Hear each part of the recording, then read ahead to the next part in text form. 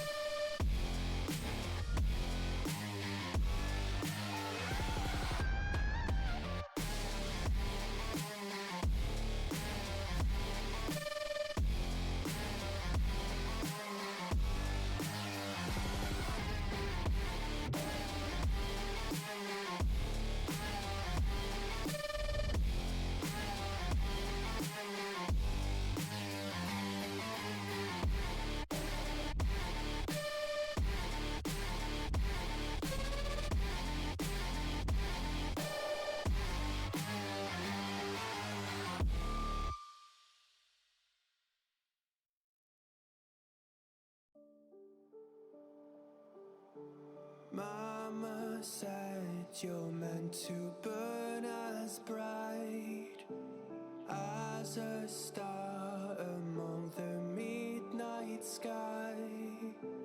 All the pressure blinded me, but now I see I'm no different from the rest.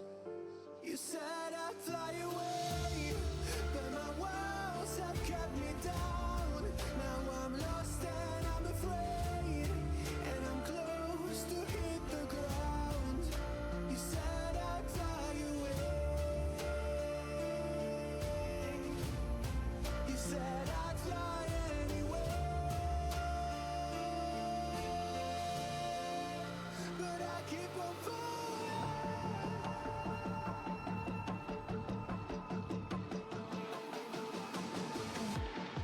You said I'd fly anywhere, but I keep on falling.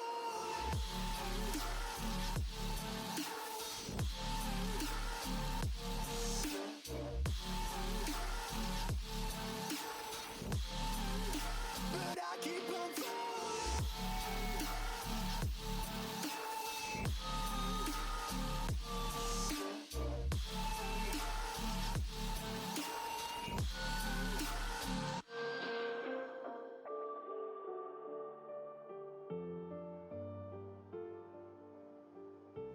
We're all searching for that open door.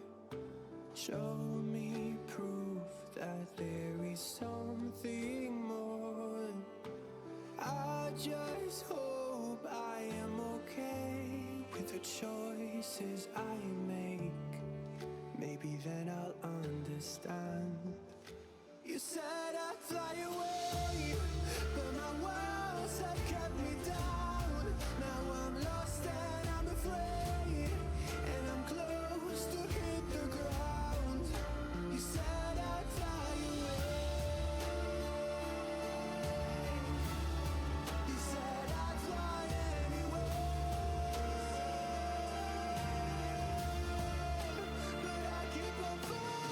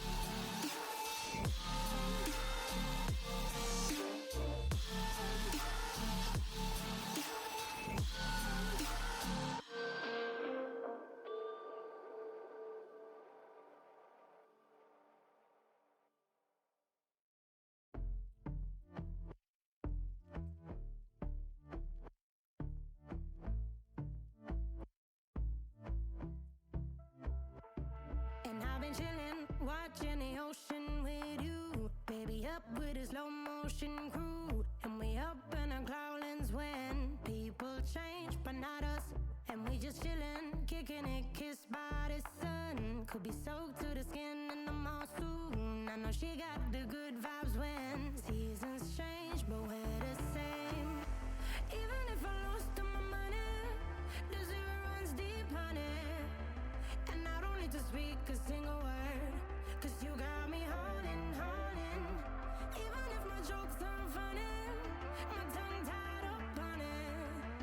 And I don't need to speak a single word, 'cause you got me holding, holding.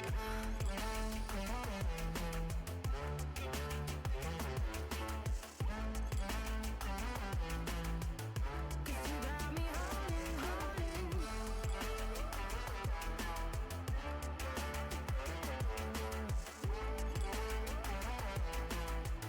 Cause you got me holding.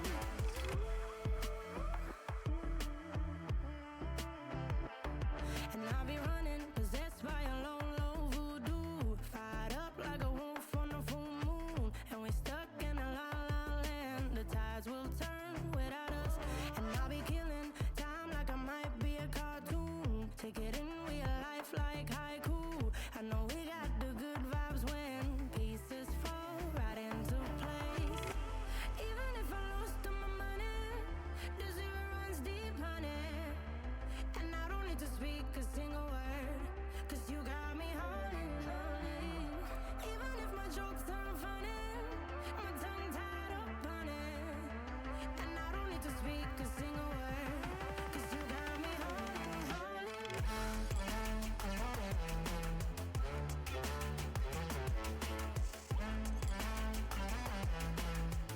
'Cause you got me holding, holding.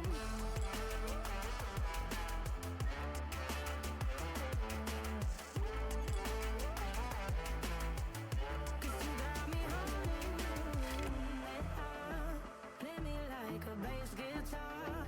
Simmer down and mess me up. Tripping like I'm Jimmy at Woodstock. Drive me around in your red Ford. Shivers down my spinal cord. Cause you got me holding, holding. Even if I lost all my money, the zero runs deep, honey. And I don't need to speak a single word, 'cause you got me holding, holding. Even if my jokes aren't funny, my tongue tied up on it. And I don't need to speak a single word, 'cause you got me holding, holding.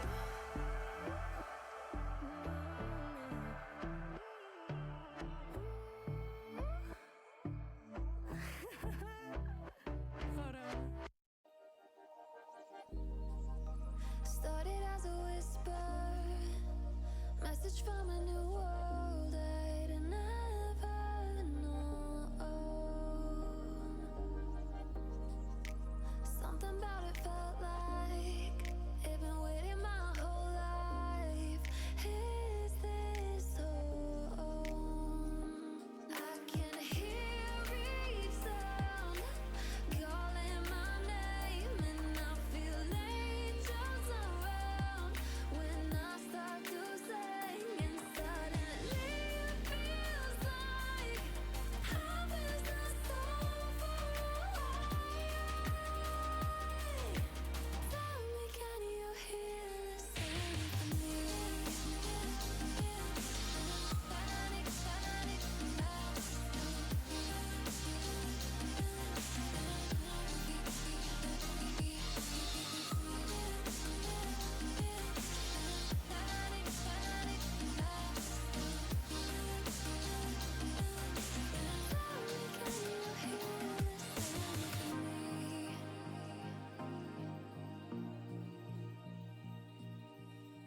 I can't help but think that it's meant to be, that I'm finally right where I'm supposed to. Ladies and gentlemen, we are live here. BLITZ closed qualifiers. This is your streamed match of the day. My name is Ace, your esteemed caster, along with Lumi R6 herself. Lumi has not casted in in a little while, but this is definitely going to be a banger we got coming for you. Lumi, how are you feeling today, and are you ready to get into this match? I am feeling pretty good. I am excited to get things started. I'm excited to see some good Siege being played. This is going to be the closed quals, so the stakes are kind of high tonight. The players definitely want to be getting into this league, and no one wants to lose it right at the doorstep.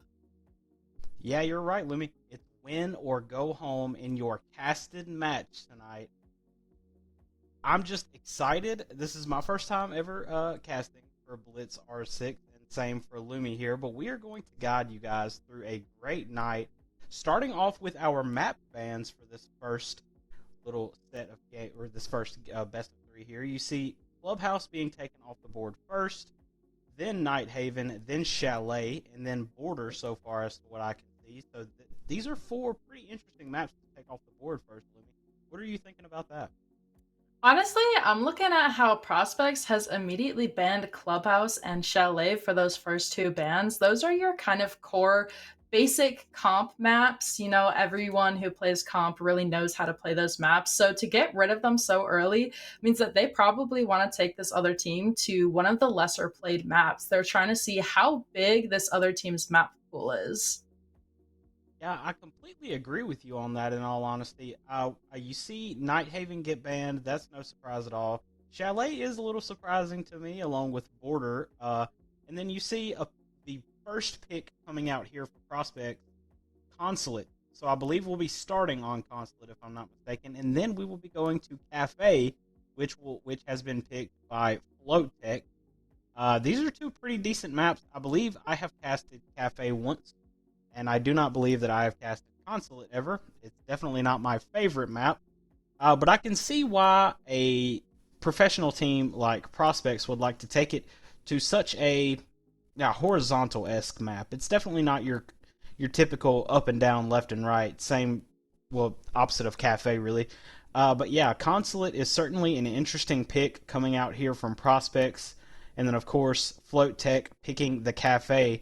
What are you thinking about these two very interesting, yet also different at the same time, maps being picked by these two teams for the first two, Lumi?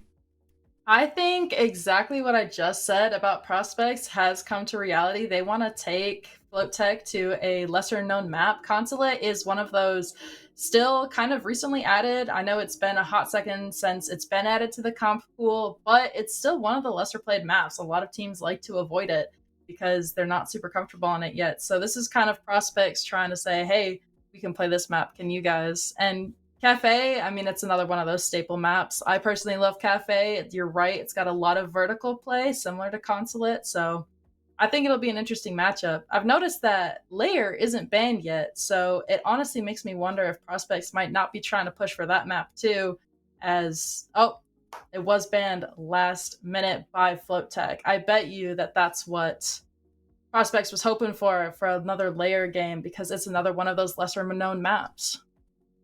Yeah, it's very interesting that you bring up the Consulate and Cafe, as we have, well, of course, Consulate and Cafe are the first two maps we're going to, as we have Lair, like you said, banned out. So getting rid of some of those bigger maps with Lair and Night Haven and Border being taken out. And then, of course, your staple, the New Oregon, basically, maps being Clubhouse and Cafe. Only this time we see Cafe twice here. Uh, Not Yeah, quite that's sure why we pretty see Cafe interesting twice. there. I believe it's probably going to be the decider. Maybe. Depends. But either way, we're seeing Consulate here. Then we've got Cafe. I'm not the biggest fan of Cafe. I know it's more of a ranked map nowadays. I know a lot of the pros don't really like it that much. Consulate, however, you're right. With the recent rework, it's certainly a yes and no type thing. So yeah, we've got Consulate, we've got Cafe, and we've got Cafe again. It's certainly interesting to see Bank also be taken off the board, Lemmy. Yeah, and it's looking like that last map. I'm thinking it's got to be a typo there with the graphic, but it looks like Skyscraper is going to be our decider map today. Perfect. Another one of those maps that you either love it or hate it as a team. I've had my share of comp play, and I know that a lot of teams will permaban Skyscraper, at least before Consulate and Layer were added to the map pools. it's really interesting. Prospects is trying to show them, hey, we have a bigger map pool than you. We're going to make sure you can't play these comfortable maps. We're going to test your limits here. And I think it really says a lot about them. I'm excited to watch it play. That's a very good point you make about Skyscraper. I didn't realize that it was Skyscraper. I didn't catch it, but yeah, Skyscraper is definitely not one of my favorite maps either. But you got to look at the reworked Consulate, and then you look at, I guess technically the reworked Skyscraper as well. It's really like a, we're gonna push you as far as we can push you, especially if we can get you onto Skyscraper. It's really gonna be, I mean, in all honesty, if you're asking me, it kind of comes down to the cafe match. If we're going into it 1-0, you're going to want to do what you know is the most comfortable, and that's play on a map like Cafe, something that everyone plays all the time. It's always in ranked. It's going to be one of those maps that hardly ever gets banned when it comes to any kind of pro league. So I can completely understand why you would like to kind of bookend it on the two harder maps. But yeah, I think it really comes down to this Cafe match here, Lumi. What are you thinking when it comes to our three maps that we're going to play? Honestly, I'm a little nervous for FloatTech here because having that advantage to be able to pick what your first and third maps are, it's a really big advantage. And I mean, FloatTech's going to be able to pick the sides, but I just hope that they can hold it out and that if they can take their map, that they can meet them at the door with Skyscraper. Well, Lumi, I think the time for talk is over. This is your casted match for the closed qualifiers to get into Blitz Season 2, Prospects FloatTech, win or go home. 3 maps here for you. We're going to have to see how this goes. You got the Monty band coming out first from FloatTech. Not surprising at all. They're starting on the defense. They do not want Monty in on this. Then I wouldn't be surprised to see Blitz, but instead we're going to see Ying. We're going to see Blitz without a shield, as I like to call her sometimes. You got Monty. You got Ying. Lumi, really, really fast, who's the first defender off the board on Consulate? I'm going to guess Azami here. I know that she's really strong in some of these upstairs holds, and she's just so versatile as an op. But Mira is the first pick. Another very versatile op. I know I personally am such a Mira fan. I hate it when I see her banned every game. Yeah, I don't know if you guys knew this or not, but I am currently casting with someone who is very, very good at Rainbow Six Siege. And I just so happened to actually call her playing on Mira yesterday. And you're not wrong about the Azami as Azami comes out. Mira is very versatile. Mira is very, very good on the very top and very bottom floor for Consulate, if you're asking me. And Mira is also just really good on a whole bunch of other maps, if you want me to be completely honest with you. Very versatile, very useful. The Vector is really good. Mira doesn't have the ACOG, but it doesn't really matter too much as we are seeing the teams get ready here. We're on the top floor, no surprise at all. No Mira, though, of course. No Azami either, being able to come out here for FloatTech as we are underway with the closed Quals. The last casted match of the closed Quals for Blitz Season 2.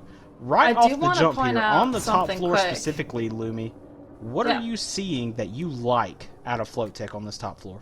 For sure. I will say something that I did notice with their op pick, you see the Goyo, you see a Mute, a Smoke, and a Tachanka, which tells me that they're going to be playing very heavily Denial, probably trying to honestly bunker this site and just play for that util. I mean, the Tachanka, Smoke, Goyo, you can really deny that last second push from the enemy team, just throwing fire at them, and the Mute to try and deny the intel that they can get on them. I think it'll be a really good play for them to try and just sit it out on site for the most part.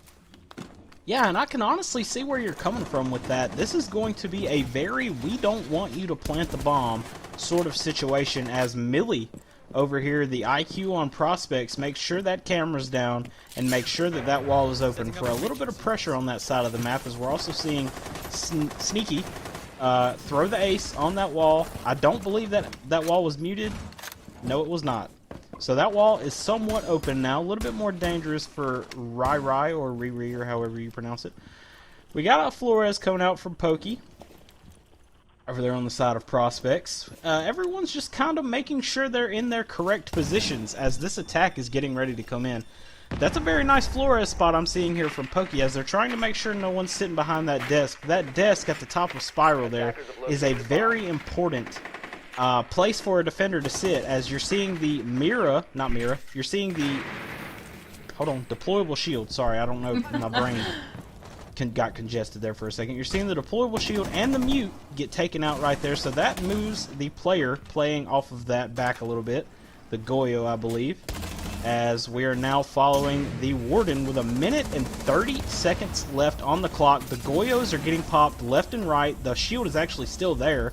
It got muted right before it had a chance to go off. As we're seeing the first set of kills here, it's a little bit of a trade coming out, as you see Zonky getting one over on Millie, and it is now 3 for FloatTech. This is coming down to it here. We've still got 1 minute and 10 seconds though. If you're prospects, I would like to think that you're probably not trying to push in too heavy. You're really just trying to get these people out of these angles, as we're seeing a fire doing exactly just that. Firebolt from the Capital, getting the person off the angle. Now, first and foremost, even if we were to get another kill right now, Lumi, what are you liking so far as you're watching prospects attack this map for the first time? I'm really looking at how this shield on vending has managed to stay up so far. That is such a critical hold to have. You can really deny that entire push over from Visa side, and the fact that 2 Flores drones were muted. There's a nice pick coming out there.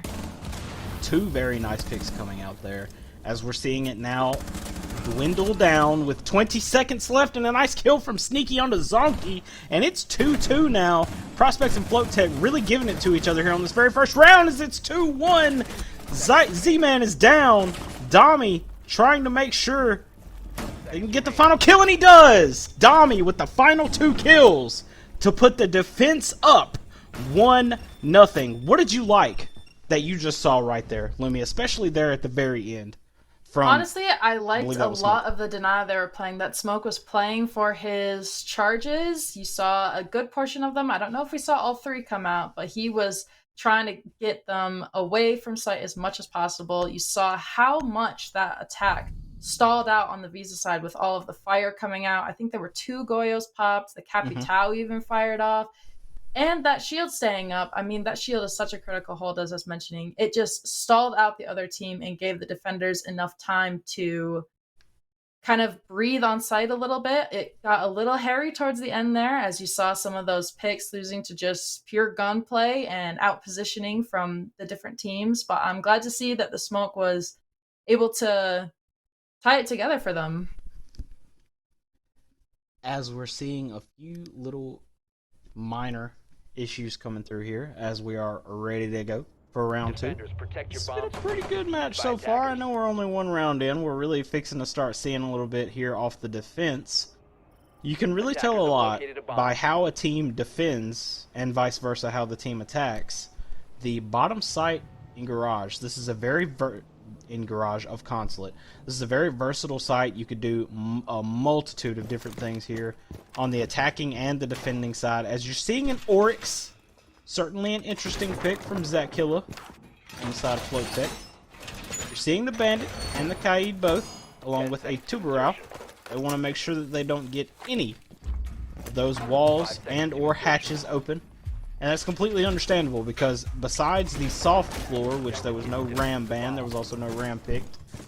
Besides the soft floor, that's really where you're going to be getting the most from, is either the hatches or the main garage wall, as we're not seeing a Thatcher, but we are seeing a Twitch. What are you seeing out of the side of the attack, as I just now realized there's a buck, so the soft floor is definitely going to be in play here. What are you seeing out of the attack really fast before they actually get in the building? It looks like they are going to be trying to do a pretty quick top-down. If they've got that buck and the IQ, and try to shoot the stuff off the wall, the electronics, so that they can get the wall open. I was surprised to see the Deimos pick coming out for a minute, and even now we've got a Jackal. They are thinking that there's going to be a heavy roam, which you wouldn't really expect from what we saw that last round. But it looks like they did catch the Oryx, who was in fact roaming. That Jackal did have a good impact there. I think this defense had one main roamer and they were able to clear him within the first 40 seconds of the round. Yeah, it was a very nice little clear there on the side of Toxin coming out on Zakilla. Zakilla was really looking, as Lumi said, to be that heavy roam for the team. And Toxin did take a little damage, but the Jackal working in unison to try to figure out where the Oryx was, and that was a very smart play to bring the Jackal on the side of Prospects, if you're asking me. As we're getting a kill from Millie onto Dami now. We're now up 5-3 in favor of Prospects, trying to get their first round. Pokey doing exactly what I said would happen. Opening up that soft floor, trying to create some pressure from above. But it doesn't really matter when the entire defense is running up to greet you, as we've got Headache and I saw Zonky right behind him, trying to clear out these attackers, and Zonky gets 2, actually. I thought Headache got a kill there for a second. Zonky gets 2. Headache ends up getting Millie as well.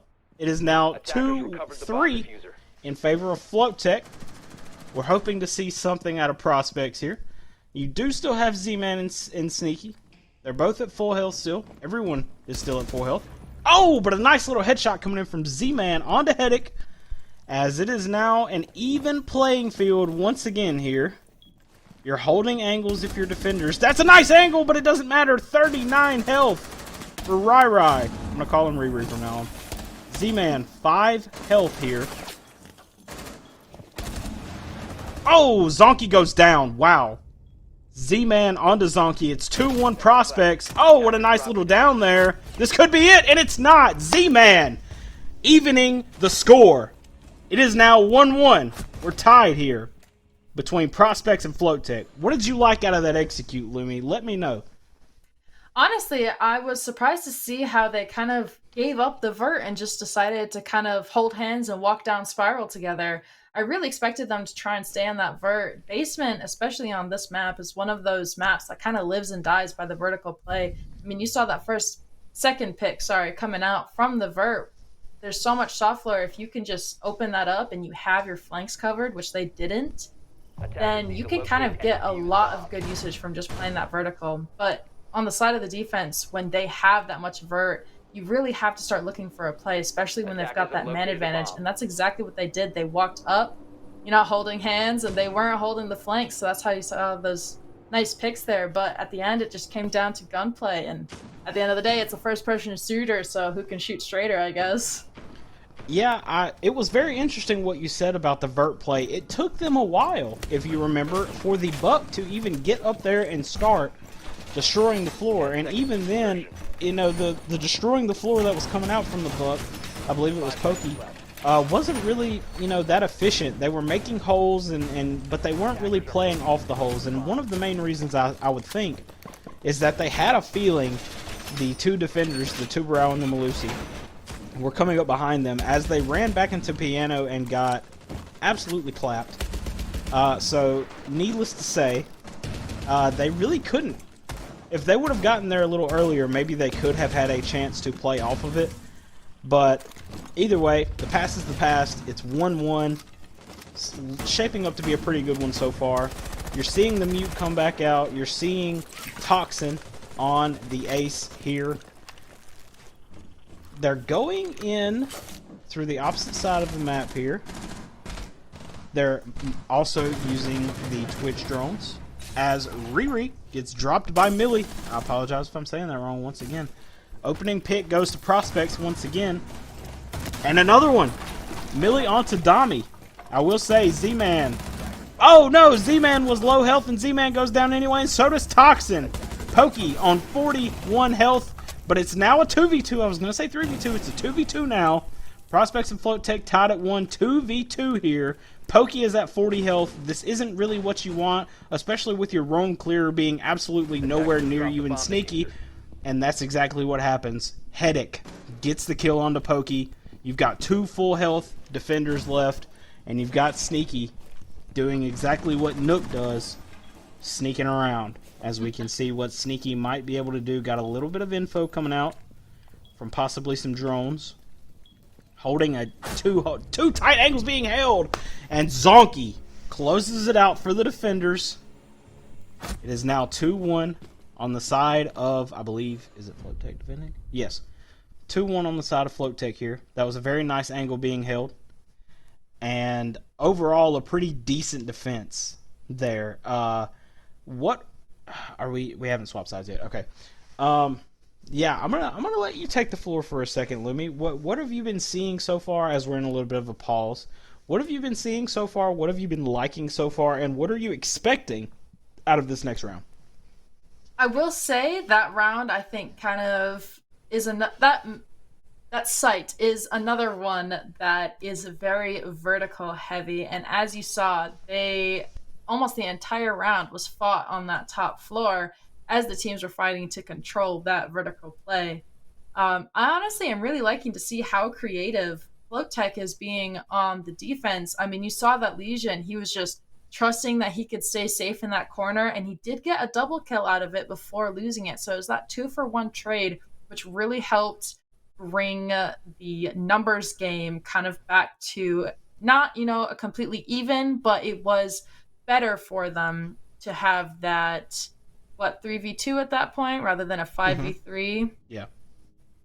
So it's really smart for them. I honestly want to see a little more aggression from them on the defense, I think. If they do go back to that downstairs floor, I think they would honestly benefit a lot to play more aggro on the defense on the roam.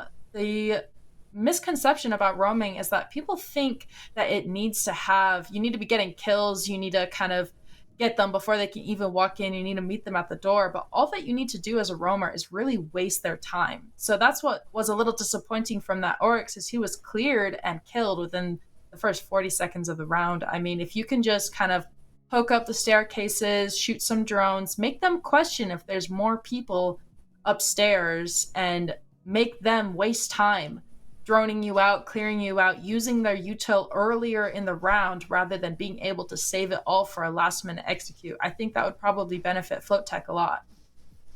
Yeah, I enjoyed what I saw out of the Oryx. Of course, the Jackal did kind of get right on him. I honestly think they might have picked Jackal specifically for the Oryx. I'm not quite sure if the Oryx had gotten pinged on a drone or anything, but the Jackal was definitely a nice pick. It really helped getting rid of the Oryx quickly. Like you said, Oryx did get cleared pretty quickly. And that really helped their execute and when, going into winning that round the way that they did, even though there was someone sitting behind to take one. I feel like they definitely executed that very well as a team, knowing that they're in garage and you've got an Oryx roaming. They brought the Jackal, they did what they needed to do.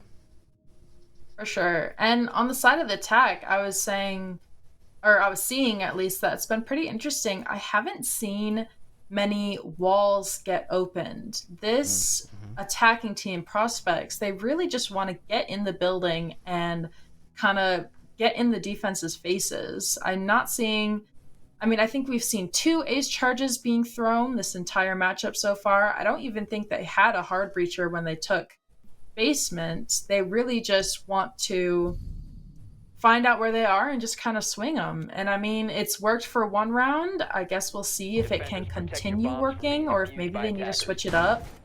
They didn't even bring any form of denial that recent round. So unless the Twitch drone or the IQ were able to shoot the bandits or the mutes, no walls got open that last round. They just kind of walked right in. And I think that might be something they could benefit from, is if they started just opening things. I mean, opening windows, doors, walls. It creates a lot of phantom pressure that even if they don't sit there and actively swing it, it can cause the defense to be really uncomfortable playing in some of these positions. And it gives the attack more options late round in case their original push isn't going as planned. Yeah, that's a very good point that you have as we're hopping into round 3 here. You're seeing Hectic on the Goyo. You're also seeing Zonky on the mute. You're seeing Dami on the smoke. You're seeing Zakilla on the Warden. I believe these are the exact operators they brought whenever they were on the defense the first time. And you're seeing the Flores come out again from the attack. You're seeing That's Twitch. Yep, you're seeing the Twitch. You're seeing the IQ. Sneaky is on the Ace again. This is kind of like a repeat of what we saw. Let me. What are we expecting here? It is the exact same lineup from the defense, which honestly should be giving the attack a little bit of an advantage. They should know how they're going to play this, so they should know how to get out these key positions. But it looks like they're also just trying to do the same thing. Maybe they're thinking because it was so close that last round that maybe if they just do one thing a little better, maybe if they just, you know, hit that one headshot a little faster, or get in the building a little faster, as we see the first pick coming out on the side of the attackers. Z-Man with the first pick onto Zakilla. Zakilla just wasn't looking in Z-Man's direction. They did not clear Hectic, though. I will say Hectic now rotating, getting rid of a drone, getting rid of an ace charge as well. Hectic is only on 49 health as a Goyo gets popped here. I believe the IQ, yes. I believe the IQ had a grenade that got thrown at the shield mute combo that was on the vending machine on the top floor that really made Hectic want to move there. Oh yeah, Millie. I'm sorry. Millie, I don't know. I'm super dyslexic. I, for some reason, couldn't read that. Millie is on 30 health, but it doesn't matter. That's Pokey. It's one on the Zonky. It's 1-2 FloatTech.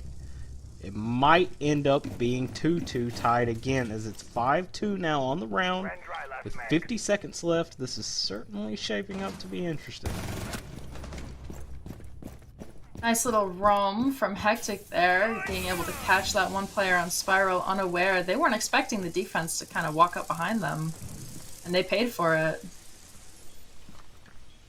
But now we are in a 2v4 situation. I'm guessing that the attack is either going to try and get some picks here, which is what we saw Hectic doing, try and even those numbers, or they're just going to try and sit and hide on site to hopefully just deny that plant and kind of play time. Oh, but wow. It is not going to work. The amount of kills that we just saw there at the very end, it's just everything happened at once there. I honestly don't even know. I think Prospects took that one. Yeah, they did. We're tied 2-2 now. That was certainly interesting. That everything happened so fast. Yeah, I'm guessing that Prospects managed to realize that FloatTech is not expecting this fast push, so they were able to get into Visa pretty quickly, pretty aggressively, and that's how they got that opening pick so soon. And once you establish that man advantage, you can really just play swings and refrags, you know? Swing together, make sure you're refragging your teammate if they lose that gunfight. And at the end of the day, when you have that, was what, 5v2 for a hot minute before Hectic was able to get that 4v2, the defense is then kind of in the hot seat when you have such a man advantage. As long as you don't get super overzealous and you start kind of skipping steps, thinking that you can just walk in, and that's exactly what Prospects did. They knew that they had what they needed. They had the space. They had the man advantage. They just needed to wait for the defense to kind of mess up and swing, which is exactly what happened, and Prospects was able to take the round from that. Attackers are heading out to defuse a bomb. Yeah, Lumi, you're making some good points here.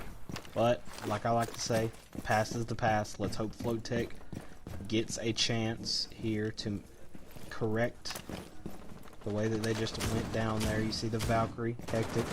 It's a very interesting pick. I do not think I've ever casted a Solus before. Of course, I haven't been casting for too long, but I know that Solus is definitely not in the best spot right now. But Solus No, can they still be nerfed her pretty in big. the couple of recent seasons. She has almost zero impact on the prep stage now. Before, you used to be able to shoot the drones as they were going and kind of predict where they were pushing. But now she's really just good for that mid-game util. Especially when you have a Thatcher, I guess? Well, also the Twitch drones. That's another good thing that Solus is being Missed used for. C4 there. Defense only has one C4 now, and you can get a lot of impact from those C4 plays. So to have one out of the running so soon is going to be huge for the attackers. That's one less C4 that they need to worry about, especially with those Valk cams. And that is the second C4. So assuming that prospects know about the op lineup, they don't need to worry about getting C4'd at all anymore, either from Vert or for a plant. All they gotta worry about is those smokes being able to deny them access, and then they can hopefully just go for gunfights here. Oh, Z-Man, nice kill onto Zakilla, and it's another opening pick for prospects here. Pokey is on 30 health. You've got Toxin, a little less than 100 as well. One thing to kind of round out what you were saying, the Solus might not be very useful anymore, especially without impacts anymore, I believe, as Riri gets a kill onto Toxin. It's 4-4. But Solus can still see the bomb being planted from below, and that is definitely something that someone might take advantage of one day, but it's not going to be Dami as of right now, as it's 2-4, 1-4. FloatTech looking like they're trying to take this round away. You've got Pokey on 30 health. Prospects are tied at 2 here. Well, they're all tied at 2, I mean. I feel like this is just how big that util and information can be. I mean, it just didn't look like the attackers at all knew where the defense was sitting, or maybe it was just that they were losing their gunfights. I know he definitely did not know where that last person was, that's for sure.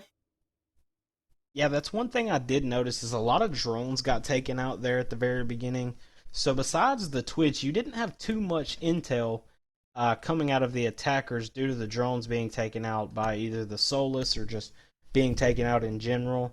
And yeah, I just don't think that they realized that they were rotating back and forth between sites so much. And I really think that kind of threw them off a little bit as we're getting into round 6, 3-2 FloatTech. This has been a pretty close one so far, though. When it comes to just straight up gunfights, I mean, these two teams are really good. I'll agree with that, and I think that probably that Valk on the last round definitely had a lot of impact on the round, being able to give them that extra util. I mean, you see them taking it here again, and Valk is also one of those ops that you can kind of just throw your cams down, and I don't really need to worry about util so much, so you really want to give that kind of operator to your gunners and see, you know, you put the cams down and go meet them at the door, go roam. You don't really need to stay on site with that kind of op. Same with the Legion. And honestly, Legion's pretty good, even just for knowing where the attack is coming from. Same with the Melusi. They really just want to get that intel, know where the attack is coming from, meet them at the door, and see if they can't trade out these picks. Yeah, it's all about sound on the defense, if you're asking me. You're trying to make sure you know where they're coming from, even if you don't see them coming from anywhere specifically. As we're getting some Thatchers thrown out, we're trying to ace this wall open. And it looks like they're probably going to be able to get it. Trying to make sure that the Bandit doesn't have any opportunities to trick. I don't believe he did. We do still have a Twitch drone in the back pocket of Pokey. As Zakilla goes down first again at the hands of Millie. It's 5-4 right now in favor of prospects. And I mean, you see them doing exactly what I was talking about, just kind of opening all of the windows, shooting at the skylight. The defense is struggling to figure out where this pick is coming from, and because of that, prospects has managed to get kind of comfortable in a section of the map, and I think that's kind of the take they're going for. They want to start in Visa again and push their way over, push them out of this top floor, and then down to the site. I'm surprised to see the Twitch still on the roof, honestly. You'd think that a minute 30 in, they'd be struggling to shoot this Valk cam a little bit. Oh no. Ceiling fan getting in the way a little bit as we saw the kill go out. It is now 5-3 in favor of prospects. They know where the IQ is as the defenders as of right now. The Valk cams, I believe, are still up, most of them. As the second Twitch roam goes out for Pokey, checking Spiral, making sure your flank is covered, takes out the default, hops in, trying to cover Z-Man's back a little bit here. As it's 5-2 now, Toxin, nice little kill onto Zonky, Prospects are looking to try to take this one. I will say, when you're sitting on site like that and the whole ceiling is above you, it is a concerning experience. And he has fallen all the way back down to the basement now, which means he is going for these C4 kills, but I think he misses. He does. And now with 30 seconds left, 5v1, they have the site. They're going to start going for this plant as it's going down, and Bandit has to get something going. I mean, he doesn't have that C4 anymore. He's completely isolated off site, and they know exactly where he is. And he is going to lose that. That's it. Pokey, nice kill to end this round. As we are getting ready to swap here, Prospects will be on the defense now.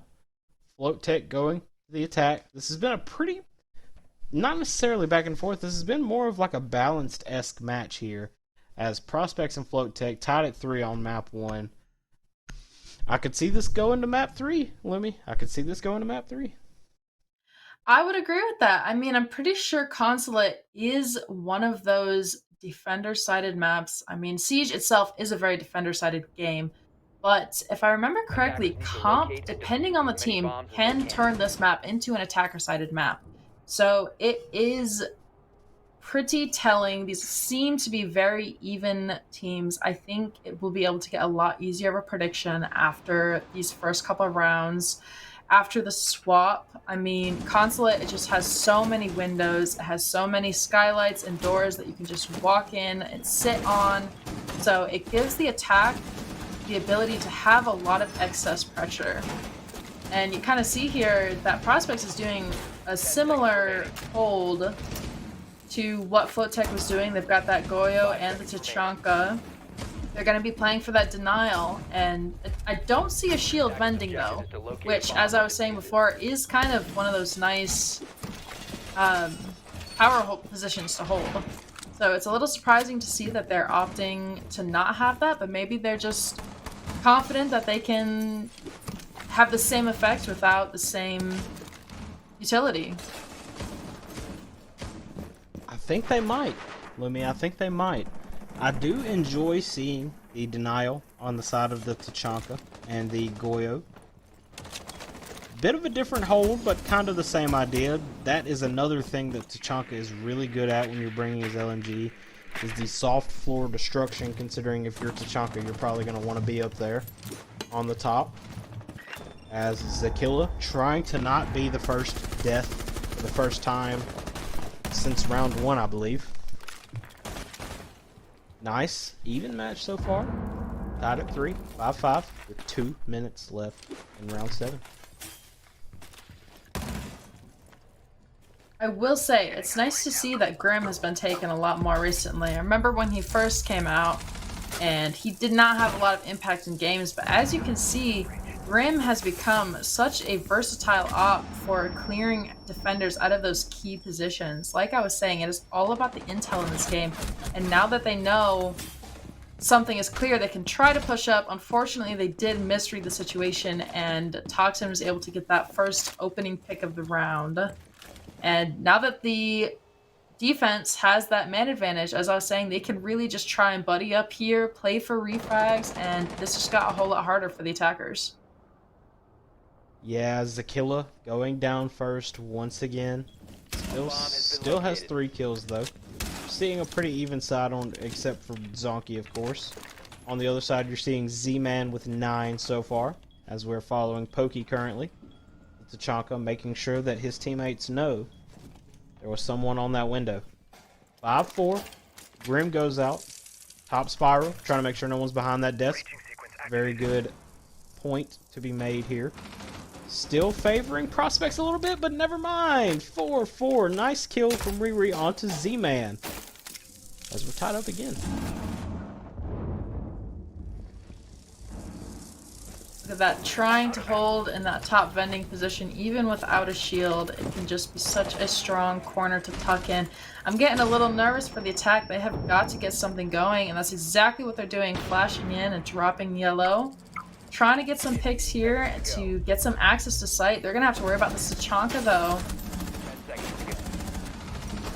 If the Tachanka just starts firing them off, then they're going to have a lot more issue. But it looks like They did manage that. And now with the 1v2, Wow. and that's the round. When you're on the side of the attackers, all you need is Dami and Zonky. What a nice little clear from the FloatTech boys as they hopped straight down and got straight to work. Nice on the side of FloatTech. Nice little take. Dami and Zonky really putting in the work on the side of FloatTech as it is now 4-3. This has continued to be pretty even so far. For sure, I was getting a little worried as they were kind of stalling out. It looked like they were going to go for a visa push, and then they lost the knock on those stairs, and it kind of just made them reconsider. Looks like they had the intel. They knew it was going to be tough to get over there, so they rotated to top yellow, and flash and drop. They were able to get those picks they needed to get a foothold on site, and once they had that advantage, that 2v1, I mean, you heard the plant going down already, but it didn't matter as the Valk had to try to make something happen. And, that's how the attackers won, is they found a push that would work for them with the intel. They committed to it and they used their util. 10 seconds to go. And honestly, it was pretty nice to see on their end. 5 seconds. I personally have been liking what I'm seeing from both of these teams. First time I've ever watched either of these teams even play R6. And we have been treated to a very good one so far. 4-3, FloatTech. Round just started, so the attackers, FloatTech, can try to get ready to enter the building. The Legion is going to be very useful for stopping them having to hop in these windows, as we're taking a look at Millie trying to use that ACOG site on the Vector to get a quick little kill. Anyone who could be rappelling up.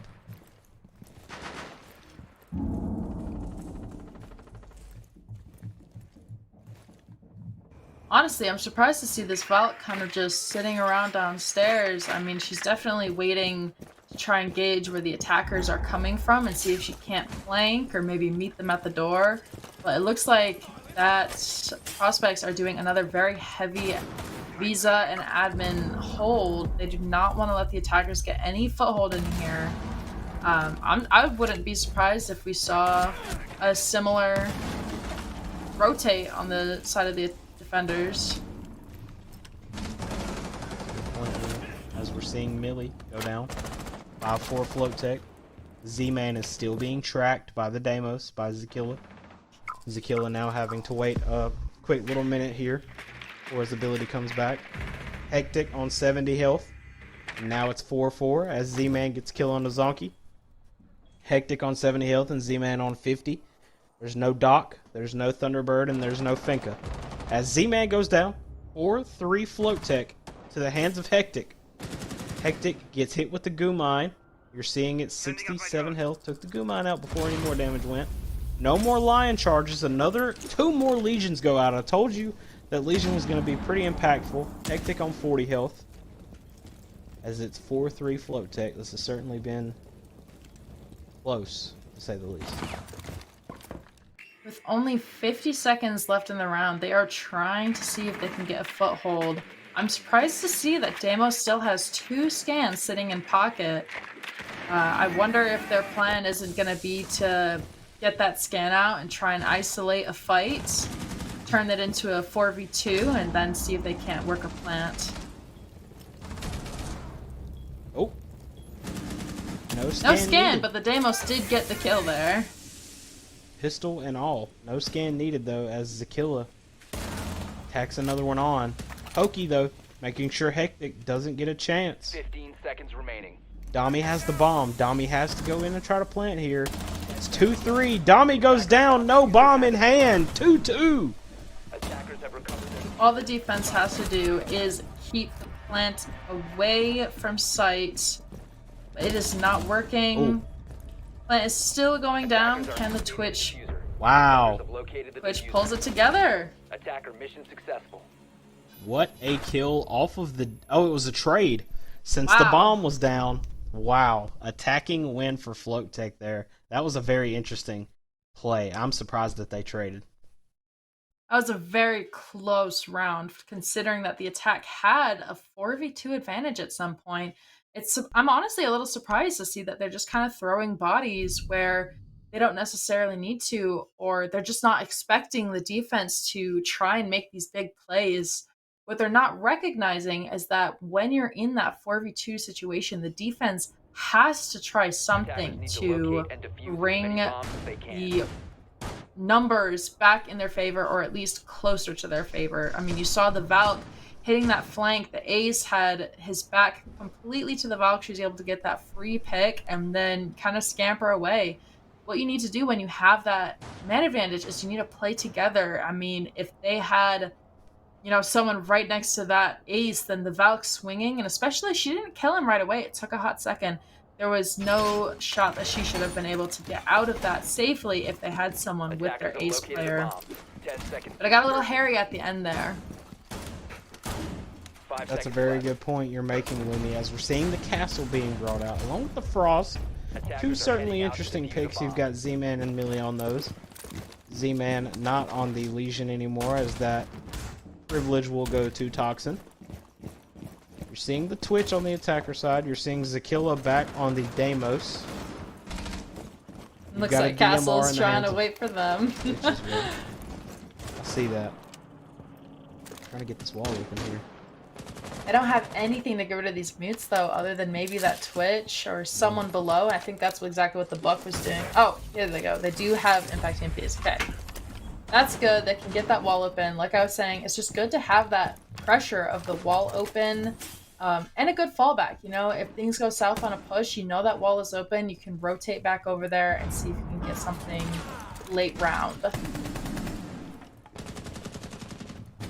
Castle gets knocked off here. Z-Man on 69. Nice health. Spiral is FloatTech open only now. has 4 drones left. Oh, I see that. Certainly interesting. Dokkaebi call comes out. Castle is still up over there. Make that 3 now. FloatTech is going to be hurting in terms of info as we get into this late game. 2 drones. They have no dope calls and 2 drones to their name. They have all 3 demo scans, but they're going to have to try and hope for refrags on each other, which seems to be working well as they're taking these gunfights and they're winning them. I'm loving what I'm seeing. Zonky on 6 health. It is a 4v3 now. Pokey gets one back on his Zakilla. No more Deimos scans. That's certainly... And no more Dokkaebi calls. So, unless you're droning, you're not really going to know too much. Unless They have 1 Dokkaebi drone hacks some left. cameras either. That could also be a possibility.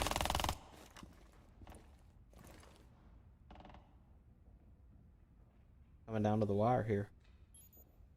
50 seconds left. It is a 4v3. Buck, you see, has 6 HP. But he is still a body. He's still a gun you have to worry about. I'm worried that the attack, without having any info, I mean, they won't have anything for flanks, which is exactly what I think just happened. They don't have any flank denial, so unless they are holding it with their gun, then the defense is kind of just free to walk up behind them. Very good point, as we're now 3-3, but you gotta remember, Zonky's on 6 health. Just one singular bullet from the weakest gun in the game will take him out. 15 seconds Dami remaining. is also on 20 health, and Dami has the bomb here. Zonky, kill, Hectic, kill, 1v3 FloatTech. 5 seconds left, though. 5 They seconds need to start getting that bomb down, which is exactly what's happening. They're protecting that planter.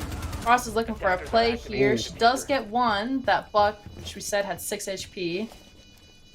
And she's got the vert. So, if they don't know she's up there, which they do, she's going to try to walk down yellow, see if she can't make something happen. The time is ticking for her, though, so she's got to get going. Trying for a wallbang. They know exactly where she is now. All they need to do is hold across, and she won't have any hope. And that is exactly what happened. happens. As you could see there, one holding on those stacks and the other right on the bomb. They were able to just swing off each other's impact, meaning that she was in a gunfight with 2 people instead of 1, which is going to be a lot harder to win rather than just finding one gunfight at a time. Now we see the timeout coming out.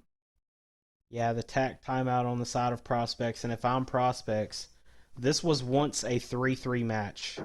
It is now match point 6-3 FloatTech. FloatTech has done fairly well, might I say, on the attack so far. If you're okay, here we go, Lemmy. If you are the coach for prospects right now, what are you telling these guys to get their heads back in the game? I think I'm in the middle of telling them that they probably want to start playing together a lot more and start trying to go for refrags. We're seeing a lot of these picks coming out going completely unpunished on the side of FloatTech, meaning that they can just kind of get their kill, get out, and they don't have to pay it all for it. There's no trade, there's no refrag. Prospects needs to kind of figure out how to play together more on the defense. Maybe they want to start trying to meet them at the door a little more, trying to waste that util. They did a very good job at, shooting those drones. They should have had every advantage on that last round, but FloatTech was able to just play off each other a lot better, looking for those refrags and those picks, and just kind of waiting for the defense to get antsy, which is eventually what happens. Very good point, Lenny. We're seeing the Aruni come out for the first time so far, along with the Ram. These are certainly some interesting strats. I believe both teams kind of had an idea as to what they wanted to do going into this, because if FloatTech gets it here, we're going to Cafe. 10 seconds to go. And it's going to be a 7-3 victory for FloatTech if they win this attack. And they've been doing pretty good on the attack so far. But I like the Aruni, I like the Legion, I like the Mute, the Smoke, the Goyo. I mean, it's a very nice team comp. The Aruni and the Legion specifically, along with the Smoke, of course, and honestly the Goyo, for the denial. This has been something that me and you have both been talking about throughout the course of the match so far. When you're on top floor, it's all about that denial. Both teams have been very heavy on the denial. There's just no Tachanka this round. Now here's what's interesting is that FloatTech has taken a glass. I'm not quite sure what their plan is to do with that, especially when they only have 2 smokes on the team. Honestly, I would immediately normally look at that and think that they're going for something quick and sneaky, but we don't see much going on. It looks like they are going to be trying for this rush here, though, as I am noticing that they have an Amaru with the bomb in pocket. I'm guessing that once they clear out this area that they're trying to go into, they are about to send the Amaru flying through the window, the glass as cover, try and get a plant down quick. Smoke plant would be the idea here, I would like to assume. You got it. They might not know about it, but the Goyos are going to come out, and if anyone's in there, they're going to be burned alive! Ooh, it doesn't matter! Zakilla! Kill onto Toxin and another kill on a Millie. It's 3v5, 2v5 quickly here for FloatTech. 5v1. FloatTech looking to try to take this one, but Zakilla with the diffuser does go down. It doesn't matter. And that is the first map. Something that I didn't quite clock as they were doing it was that the attackers managed to completely fake out the plant. They got everyone on that common window. That window especially is very common for a quick plant. And that's why you see those Goyo charges placed there. So with the smoke coming out and the glass, it was, the defenders are thinking they're about to fly in this window and plant. And that is exactly what they didn't do. The Amaru instead went in the completely opposite side of the map and was able to just shoot them in the back because everyone was looking at this other window. It was honestly very smart, and it was a really cool play to see play out to its full potential. That's a very good point you make there, Lumi, as we are now knowing for a fact that it is 7-3, end of the first map. FloatTech takes it over Prospects. We do have another map to go, and then a third if Prospects ends up taking Cafe, because Cafe is coming up next. Final closing thoughts on that match. For me specifically, I love the way they came out of the timeout and did the opposite of what you thought they were going to do. They had the Amaru, they had the glass. They thought, oh, this is 100% going to be a smoke plant. They pop the smokes. They make you think they're going in. And even I thought they were going in. They pop the Goyos. Yeah. You think someone's finna get roasted alive. Amaru comes in right behind them. Shotgun. Very flawless Especially with execute, the in all honesty. new, yeah, with the new shotgun rework as well. That Super 90, I might have gotten the gun ring. No, That was the Supernova, Supernova. right? Hmm. That gun I know is such a fun gun to play with, and when they're not even looking at you, it is going to be free picks left and right, which is exactly what happened. Correct me if I'm wrong, but was that not Prospect's map pick as well?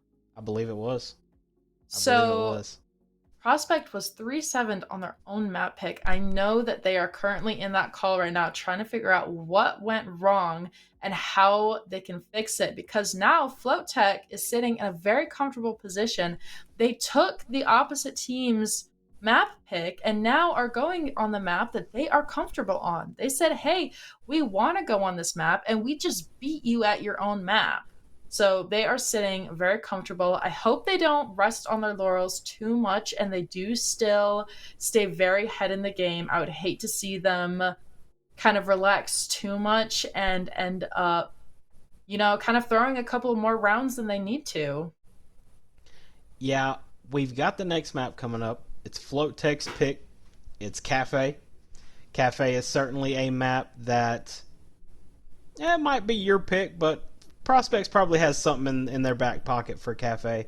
I can only assume. I'm assuming, Cafe and Club, some of these maps that aren't named Consulate or Skyscraper are maps that you want to scrim on. You kind of want to play on them. You kind of want to make sure that you have all your P's and Q's top priority. So yeah, I really think that this next map could be, it's going to be the decider, because if FloatTech wins it, it's over. But I really do think that Prospects might have a little something in their back pocket. I'm not quite sure. Like I say, I've never casted either of these two teams. But I think, Cafe is such a popular map and it's such an old map. No reworks since, a while. So I completely understand the fact that they might have something in their back pocket. For sure. And I will point out that Cafe and Consulate are actually played pretty similarly. Now that I've been thinking about it, I'm noticing a lot of what's the right word? I don't want to say similarities again, but that's kind of what I'm going for. The window repels are super strong in both maps. You've got that admin repel, kind of like the piano repel. And vert play is also super strong on both of these maps, especially sites like Reading, Fireplace, and Bake. Even the top floor has a lot of vert potential with the skylight and those two hatches that you can drop. So the two maps are pretty similar. I will say I think Cafe has more potential for jump outs, and I would love to see if one of the teams took advantage of that, and even more if the other team was able to accommodate for that and kind of use claymores or expect those jump outs. I think that this map just has a lot more potential to be aggressive in a lot more different ways. And I'm really hoping that Prospects kind of takes advantage of that, or alternatively, that they can predict that from FloatTech and use that against them. Yeah, Lumi, well, we're looking for either Claymore kills or run out kills as we're getting ready to go to Cafe. For our second map, just a quick reminder, FloatTech took it 7-3 on our opening map against Prodigy. 7-3 on the opening map. FloatTech, I believe this will be FloatTech's map coming up in Cafe. But we're going to a slight break first. Go ahead, go grab your snacks, grab your popcorn. We will be right back after this little bit of a break here with FloatTech's map, Cafe. When I was a child, everyone treated me badly, 'cause I was a little different. I just want to be belong. I won't let them get me down. I wanna be stronger, always remain true to myself. Let me explain. I'm so fast 'cause I'm hyperactive. Let go plus I think it makes me unattractive, but time goes fast, we should act like a fire, burning everything we know and what we require. I'm the last who maybe is a bit reflective. We're just facts of all self-destructive passion, but time goes fast, we should act like a fire, burning everything we know what we desire.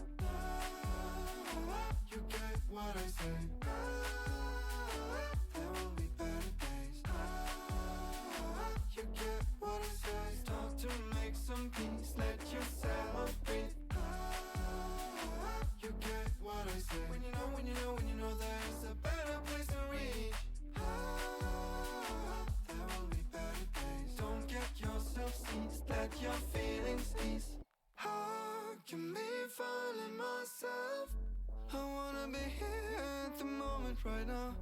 I'm taking my fear and make it disappear. I'll make it work good and I'll show you how. I won't let them get me down. I wanna be stronger. Always remain true to myself. Let me explain. I'm so fast cause I'm hyperactive. Let go plus I think it makes me unattractive. But time goes fast, we should act like a fire. Burning everything we know and what we require. I'm the last one maybe is a bit reflective. We're just facts of full self-destructive passion. But time goes fast, we should act like a fire. Burning everything we know and what we desire. You get what I say. There will be better days. You get what I say. Start to make some peace. Let yourself breathe. You get what I say. When you know there's a better place to reach. There will be better days. Don't get yourself seized. Let your feelings ease.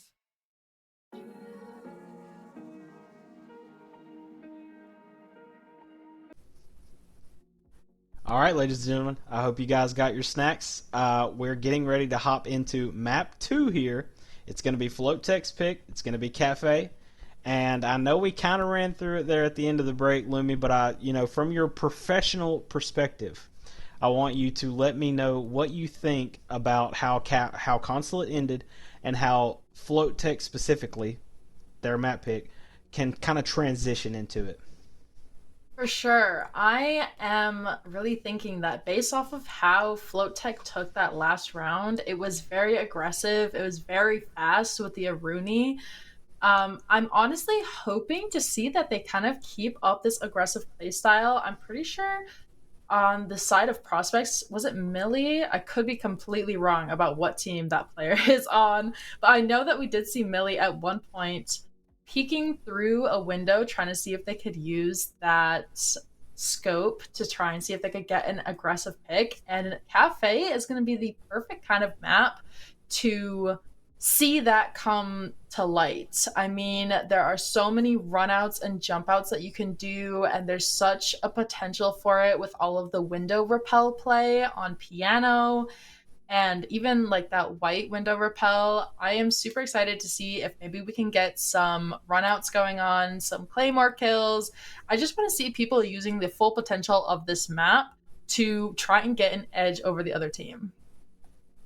Like I said before the break, run out kills, claymore kills. Hopefully we're going to see a little bit closer of a match. It was 3-3 and then it went straight 7-3 after it was 3-3, it went straight 7-3 for FloatTech. As we're getting ready here to bring you Cafe, Closed Quals Map 2 is on the way.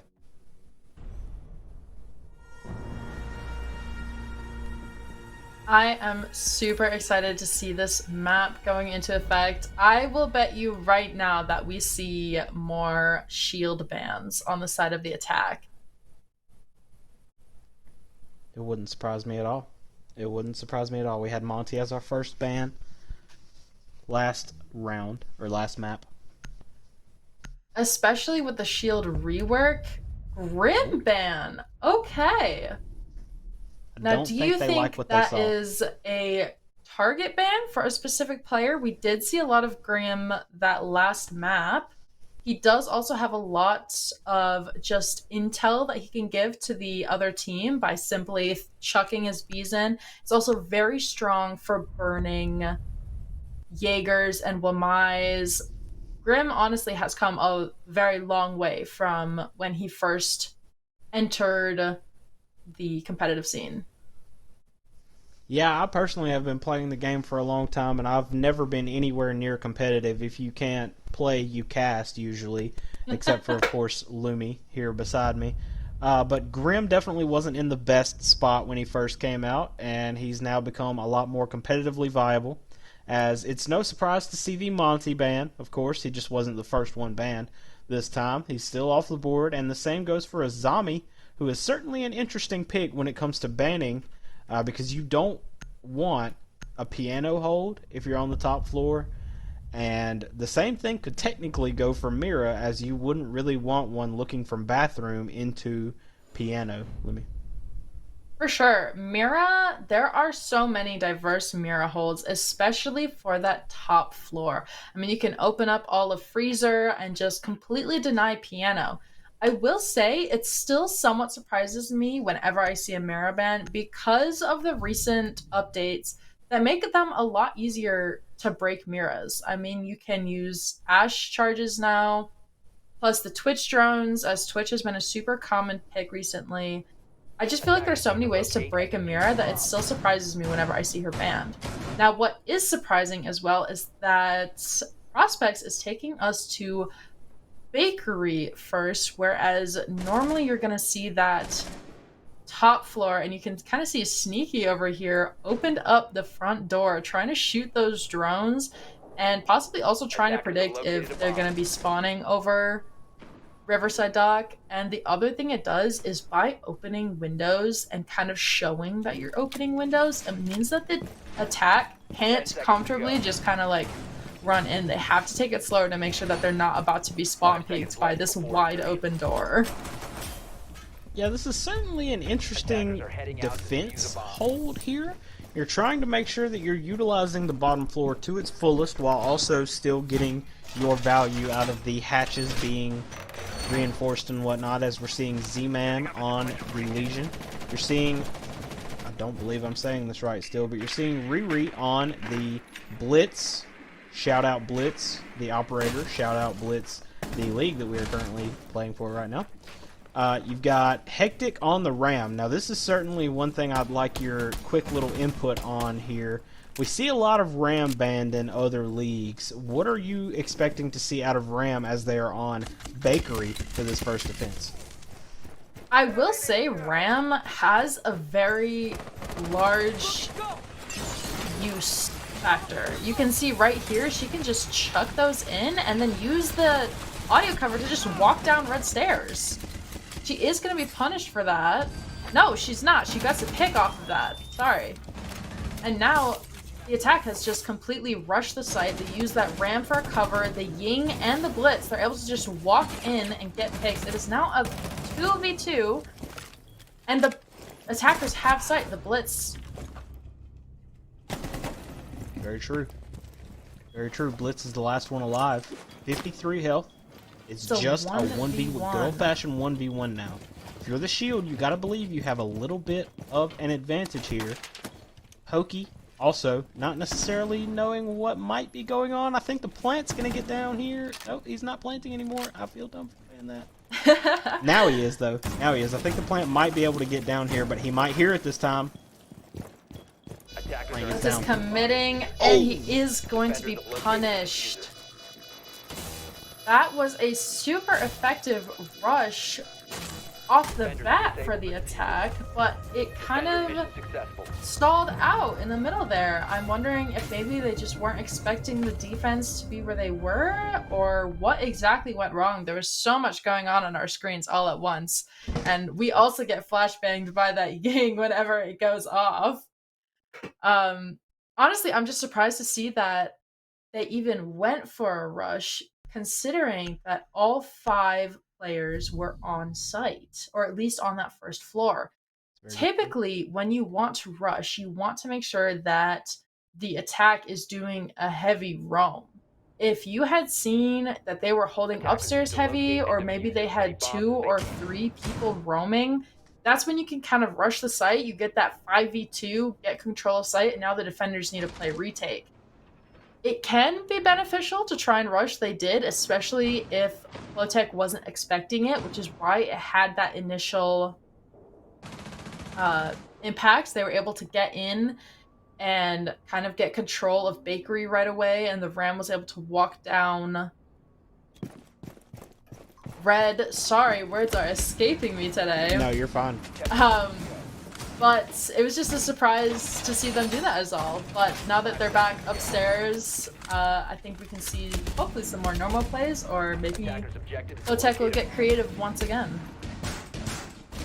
Yeah, I personally may not be the best R6 player in the world, but if there's one thing I know how to do efficiently, me specifically, it's play Valkyrie when you're on the top floor. Valkyrie has so many different uses on the top floor here. Even though you are seeing Zakilla on the IQ, you know, you combo it with Pokey being on the Pulse and with Millie being on the Vigil. This is a pretty dangerous comp here if everything goes correctly. And what the Legion just did there is the perfect example of what I was talking about earlier with roaming. He didn't stick around, he didn't overstay his welcome. It looks like Pulse is getting creative actually here. But he is going to be punished for sitting on a scanner for too long. Honestly, that's really sad to see go down because that was a C4 that just didn't get to be used. What I was saying on a roam is that you really just need to have your presence known to waste their time. But Pulse overstayed his welcome just a bit and he was punished for being isolated by himself. Very good point. Pulse was looking at who was in that little closet as Hectic doing what Hectic is supposed to do on Buck. Opening that wall, getting a cheeky little kill as Zakilla's down on 7 health. This is certainly shaping up to be... Now, you're seeing the Boss G here in the hands of Millie. From your personal, professional perspective, I know the Boss G is a very, very controversial gun right now. What do you think of it, Lemmy? I will say, in the hands of the right person, it can be a deadly gun. I mean, it is a one-shot body shot down almost. Depending on range, and you know, 2-shot kill. The one issue with it is that if you miss those 2 bullets you have, you are in a world of hurt as the other team can swing you and you really just have your secondary gun to rely on. I'm a little confused what this Ying is trying to do. You saw that Candela come out. She didn't push off it though, really. She waited for the effect to go away. Maybe she knew that there was no one there. But it seems that the attackers have a comfortable top floor hold, and I did think that the site was top floor earlier. I apologize for that mistake. The nade kill, oh my gosh. Zakilla just eating the nade there as Zonky gets the kill on the Z-Man, and it's looking like it's going to be 1-1.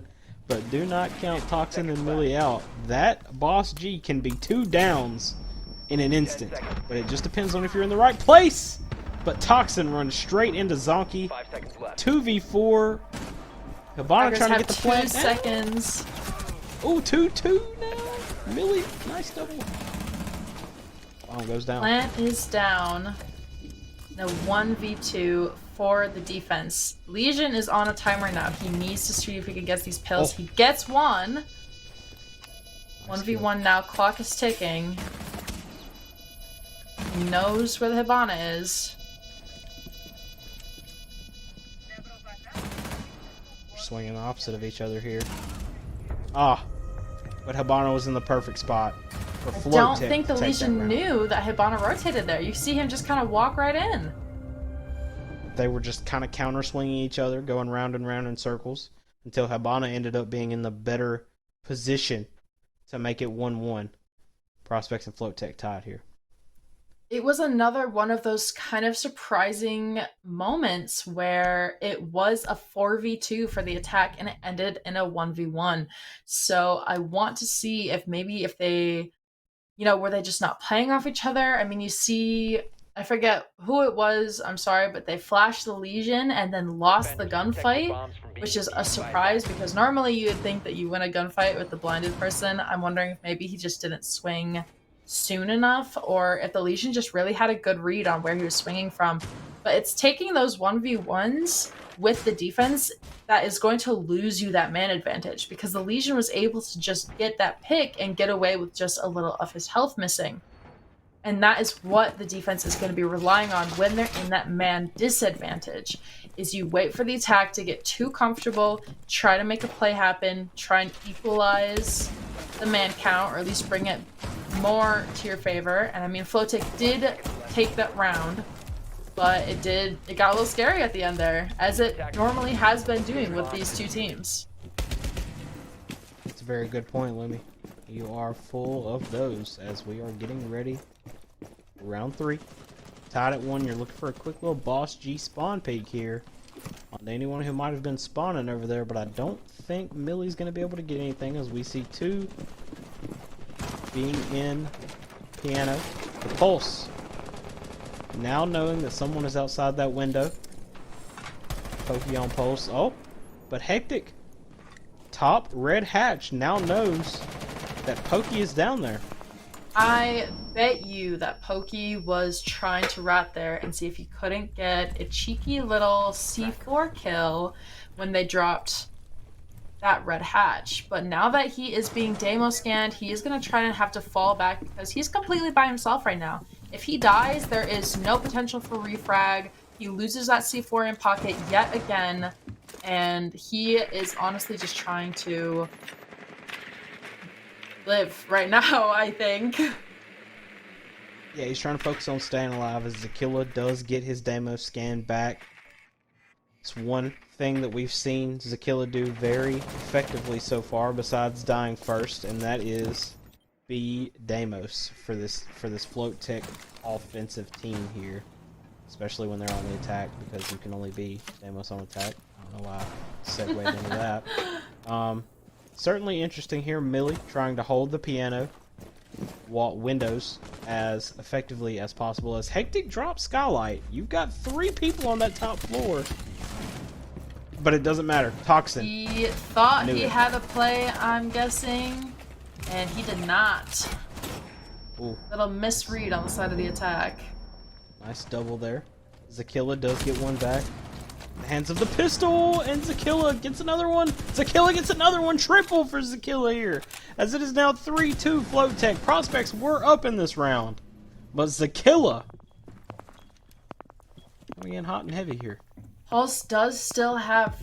No, he does not have that C4 anymore. I was going to say that he could try and get aggressive with that, but he does not have that option. He is just trying to figure out where they are and how they can use that to their advantage. Hatch is getting open now. Looks like Deimos is still trying for this kill. He misses the nade into the fireplace though, which is a little unfortunate. Deimos Legion now has is one tracker flanking. left. Do the attackers know this though? I don't think so. He gets the one, and now he has equalized the man count. 10 seconds left. They are even, and with the timer ticking down, and now on a 1v2 for the attack. It is not looking good. Oof. Pokey. Finishing that one off on the side of Prospects. They knocked and then killed the person who had the diffuser, and then it was kinda all downhill from there, as it is now 2-1. Prospects are on top. Yeah, I mean, it was another one of those. The attackers had the advantage. The attackers had man, but they lost. And similar to that last round where they get in and they get aggressive and they get the advantage early on, but they lose it because they are not playing together. And in this recent round, they were not holding their flanks.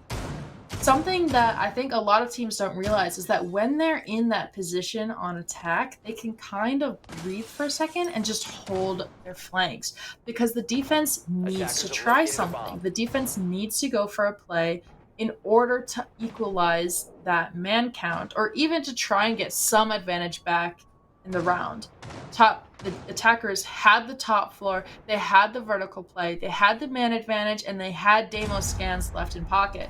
The defense had a very successful flank though, and suddenly all of the advantages the attack had were nullified. And I think that something that FloatTech is really hurting for right now is their flank watch. Honestly, they even had a Nomad that last round, didn't they? Very good point. As we're seeing something different be tried from the side of the defenders in Prospects. We see Toxin not on the Legion, that's Millie, but instead on the Clash. Z-Man on the Frost as well. Mat there. I'm wondering what he's hoping will happen with that. Well, you know, you hop in and you try to kind of cover a little bit in Freezer. I tell you what, one of my personal frost mats is right on that bathroom rotate, because people will hop in there trying to take Freezer and they won't always notice that there's a mat in a rotate. Ooh, here's almost Millie got that first pick there. from Hectic. Still got Toxin being an absolute menace on this clash in the middle of the hallway, though.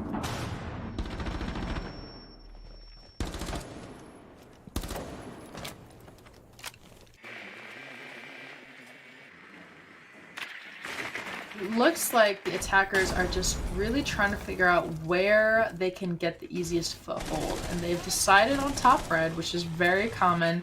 They're getting the ram out, getting that vertical play. They need to clear these top 4 players though if they want to get anything to happen. It looks like there is one player. He is up by himself, Nomad, with 2 jabs still in pocket. It would be really sad to see him go down before those are utilized for the flank. As we're starting to see a lot happen here. Zonky, 2 kills. Toxin getting a kill on Clash. Dami getting a kill onto Sneaky. We are seeing Nothing the to panic about. exact same thing. 2v2. The attackers had the advantage and the Legion flanks. They didn't have anything to meet that. He was just able to get that free pick and walk away. Millie certainly doing his job to the absolute fullest here. Toxin has Clash, hanging out on these white stairs, making sure there's no cross. It's 69 health, Striker, and then a full health Ying on the side of the attacking FloatTech. Then you have a almost full health Clash, and a not so full health Legion. As you know, They hear that mine go off, they know where they are. All about sound. Striker trying to go for the plant here. 15 seconds to go. Plant's gonna go. Actually, now the plant's gonna go down as Striker gets a kill on the Toxin, and it doesn't matter because Dami was watching from up top. Great execute from the attack.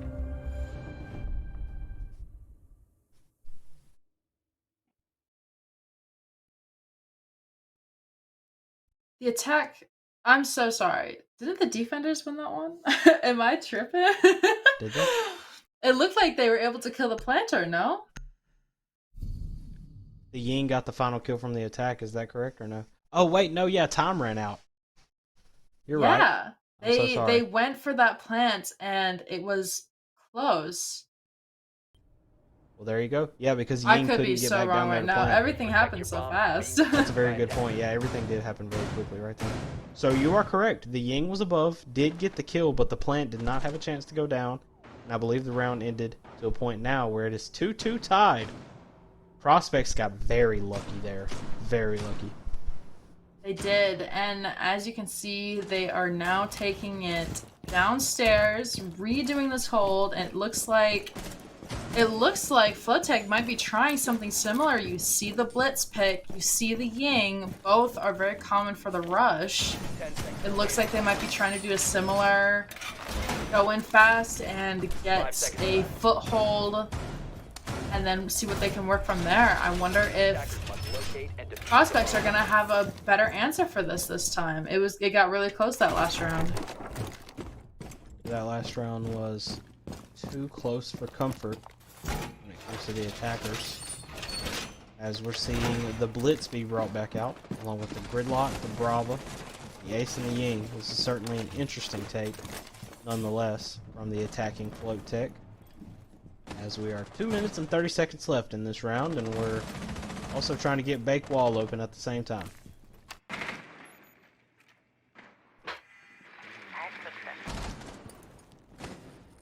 I tell you what, that VIP shield is a very common hold to kind of defend against a white push, especially with a Warden playing there. The Ying will have very little impact. They are going to miss the shield. He has that one Wamai disc to try and save him from any nades. I'm honestly surprised that I don't see a Flores on the other teams try and clear these shields, but it doesn't matter as they are just going to be able to get that pick and be able to take the space that way.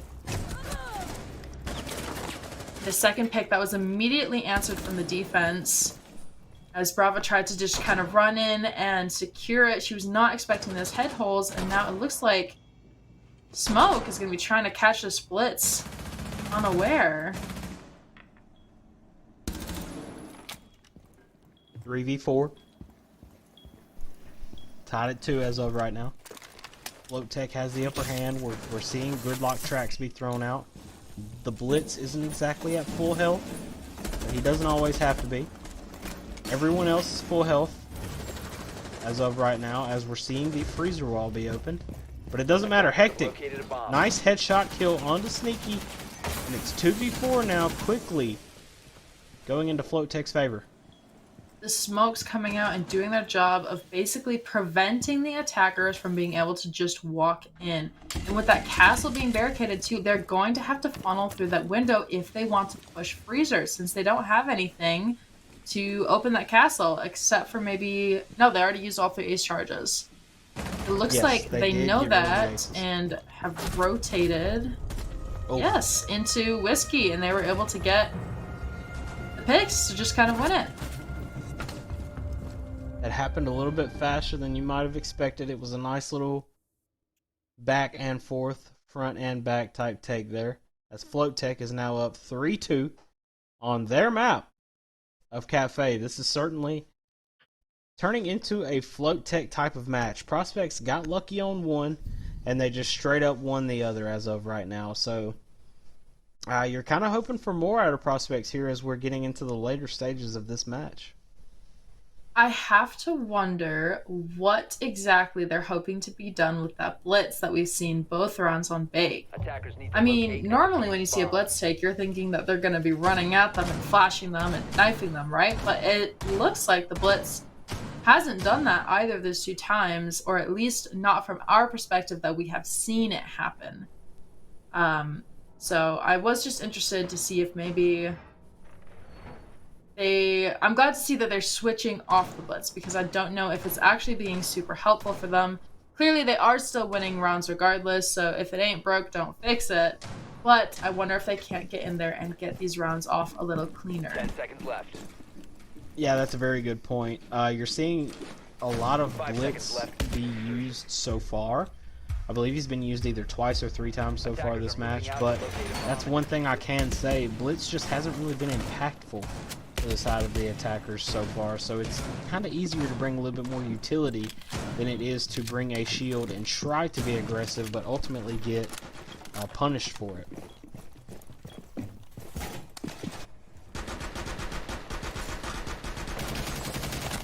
And here we do have the jump outs, just what I was talking about earlier. Millie is able to secure that opening pick and unable, though, to get back in. Hectic. Tying it back up. That's exactly what we said. Going into the Millie break, specifically coming out of would the be break. the one getting aggressive there. That's a good point. Millie should have been the one, and Millie was. Millie did get a kill, but of course, got swapped over. 4-4 now. Looking at the Hectic. impacts that both of those kills had, though, it is different than just a man advantage. Millie was able to kill their Ying player, which means that that is a lot of util on the side of FloatTech that they no longer have. Where losing Millie, yes, Millie was on that boss G, that vigil, that isn't going to have as much impact late round as a Ying would have had. It's a very good So point. I think that was a Ying, very worth trade for the side of the defense. very true. Very true. Ying was going to be very impactful to this round, especially being in the hands of Dami like Ying has been so much as of right now already. Toxin could be looking for another jump out kill, as we were saying, coming out of the break and coming back from the break. It's either jump out kills or claymore kills, and well, I don't know about you, Lumi, but I don't see any claymores on the side of the attackers. I'm not seeing any either. I think they're thinking that since it's round 6 and there hasn't been any jump outs so far, they don't need to worry about it. But clearly, Prospects is proving them wrong. Wow. Toxin getting 2 outside on the jump out before trying to get back in the building. You knew that someone was going to try to swing to get that equalizer. A 3rd on the roam. As he runs back into the building, he's able to get that 3rd kill, meaning that his jump out was a 0 for 3 trade, putting the defense in a very strong and winning position for the half. Wow. Pokey, final kill. Toxin going absolutely nuclear. That was insane. Nice little 3-piece. as it is now tied 3. Toxin, we need to see more of that out of you, if you're asking me, on the side of prospects, as we're swapping here. I agree. They realized that they could get aggressive on the defense, and they went for it, and it worked for them. So I hope that they can kind of keep up this aggression and keep applying it to FloatTech. And it looks like that's what they're going to try to do. You see the Aruni being picked along with a Knock and a Ying. It looks like, just from this initial op lineup, and it might change, that they're going to try for something fast and then maybe have the Knock backstab. However, they are switching off the Aruni, so we won't get to see that just yet. Looks like they're going for a much more classic take rather than something fast and sneaky. Speaking of sneaky, that was a funny little chat we just saw right there. They're going for a straight top down. They see what site they're on. It's no surprise to see the Deimos. It's no surprise to see the Buck, the Ram, the Gridlock. This is 100% classic right here.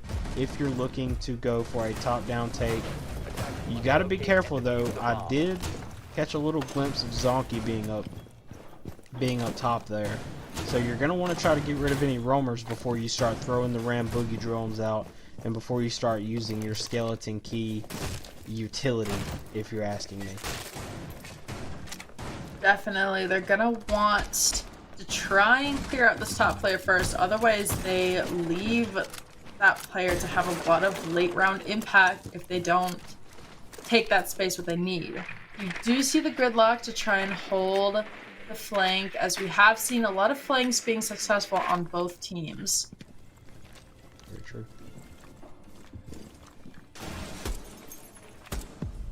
Classic top-down take. They realized Legion was doing a little bit of a roam. They're trying to make sure they get him cleared before they start using any more of their utility. But he's still on the board. Will it be successful? They are taking this very slowly. They are moving to the first floor. They've cleared that very topmost floor, and they're looking to try and make some vert at some plays. Big is one of those maps that once you get all of that vert opened, it can be very hard to try and find a spot that's comfortable to sit in on site. So you see a lot of these defensive players playing in coat and in bait as they're, staying off site, so they're not just easy pickings from above, but they still have these power positions to try and deny the attack from going where they want. I'm loving what I'm seeing here from the side of the attack. The Legion hasn't been cleared yet, but it's all good. As we saw all of the Ram Boogie drones be taken out, all 4 of the Gridlock tracks are gone as well. Z-Man on 40 health, Dami on 74. We're seeing frag grenade be thrown through the open floor. That's the perfect Ram placement right there. What Buck just cleared shows that they can all drop Freezer Hatch potentially and get that pick. They saw that it was all clear. I'm honestly surprised that they didn't try to take it while it was clear, and they're giving the defense time to kind of move around and re-get comfortable. With 30 seconds left, it looks like they are going to try to force this freezer, maybe with the Ram jumping in as that extra pressure. Buck is in though. He's going to be going for that plant right on Sinks. The first pick of the round coming out with only 15 seconds left. It is a 5v4. Plant is going down, and defense doesn't know about it. The Buck is on an island though, with so many defenders having an easy swing on him. He's going to have to try and play safe. Second pick coming out. It looks like the attack was not all ready to support this plant, as now it is left in a 1v5 on the side of the Gridlock. She gets one. Looking for that second. 2. Gets the down. They're on the diffuser. Can she deny it? She does. 3. Ah. They are going to be able to get that diffuser. As Hectic diffuses. And FloatTech back on top. Certainly looking like their map. Because it is their map. But you know what I mean. It's certainly looking like this is their match to win. Let's certainly hopefully, that prospects can get back into it. I'll admit, I was surprised to see the Buck kind of just drop and commit there, and I was even more surprised to see a plant on Sink rather than that default plant on Freezer Door. I wonder if maybe it's because they had more advantageous vert to try and deny that Sink Defenders, defuse, which protect is your exactly bombs what the from being Gridlock defused was by doing. attackers. But I was a little disappointed to see that there were only 2 attackers over there, and the defense were kind of able to just pick them off one by one. The That's a good attackers did not feel point. ready at all to really go for that plant. It kind of felt rushed. They realized they didn't have the time left and they needed to try to make something happen, and it did almost work. Yeah, you saw it get down to Attackers have 15 located a seconds bomb. there. The Buck had to make sure the plant went down.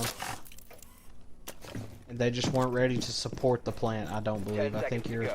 absolutely spot on when saying that.